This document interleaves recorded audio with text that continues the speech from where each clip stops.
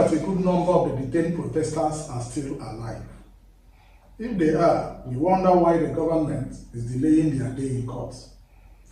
These are the citizens of Nigeria. The situation the government has created enabled their protest.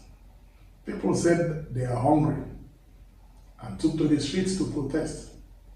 What is difficult about that? Of course, we know that in this country, if you are not a politician, the child of a top security chief, or a wealthy individual, you are treated as a nobody. And that is why our laws seem lopsided in dealing with consequences. But what our security agencies have done to please their masters is detain innocent citizens and play games with their arraignments. We have reached a point where we should bring this matter before the international community. End of quote. The above protest statement that opens this edition of our program is credited to Dr.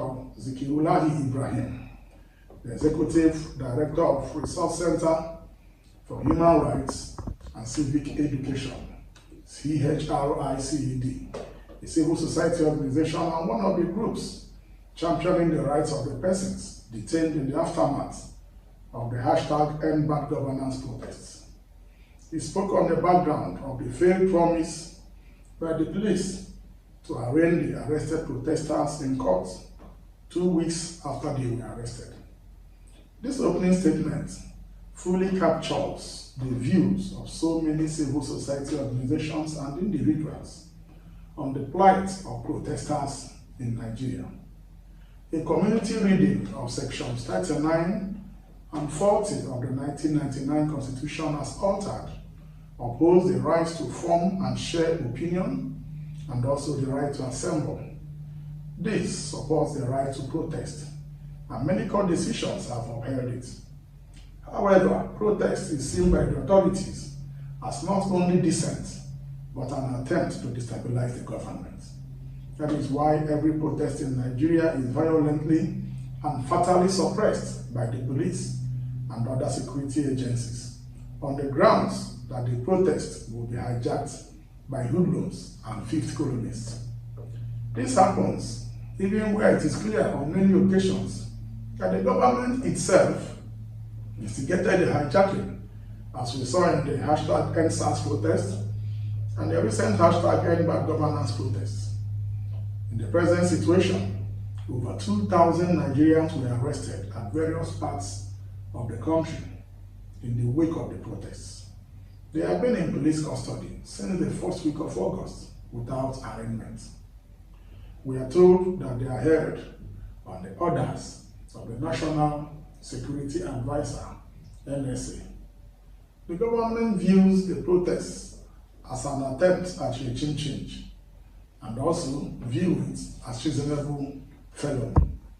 And because of that, every legal provision that safeguards the rights of these suspects, pending arraignment, trial, and conviction in court, has been thrown overboard. While we do not encourage violence and destruction of public property in the name of protests, we must add that if indeed Nigeria is a country that professes the rule of law, the so-called treasonable felons should also be brought to court upon a charge and allowed to defend themselves.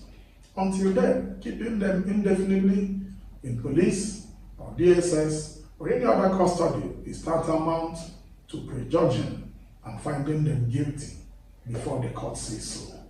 This government cannot be a prosecutor and judge in their cause. Recently, some detainees remanded in prison custody on the heels of the 2020 hashtag #EndSARS protests were released by the courts. It took them about 4 years to get justice after that #EndSARS protest. This is the price for speaking out in Nigeria.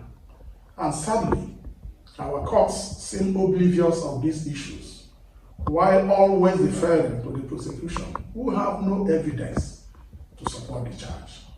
We hereby call on the government to immediately arraign the hashtag #EndBadGovernance protesters in court without fail or grant them bail on reasonable grounds. Already, their rights have been violated. An end should be put to this violation.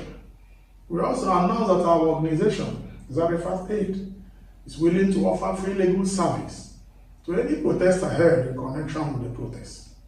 We call on other groups and individuals who cherish our God-given freedom to do likewise.